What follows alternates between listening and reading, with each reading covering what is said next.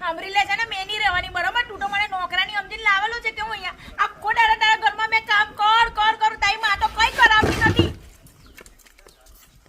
તો પણ એ તો બધાના બૈરા કરે ને હું તું એકલી થોડી છે. મેં ભાઈ તને છે ને છોડીને ચાલી જવા. તું એમ નહીં કહેતો કે તું મને છોડીને ચાલી ગઈ જો કહી દઉં છું. મારથી નહીં થતું આ બધું કામ હવે. હા મને છોડીને જવાની વાત કરે. તો ચાલી જ જાવ ને. આજ નહીં મેં તો કોઈ મારી મમ્મીના ઘરે છે ને કોઈ આવી રીતે અહીંયાથી આમ ગલાસ બી નહીં ઉઠાવેલો. તારા ઘરમાં તો બધું જ કામ કરવાનું મારે.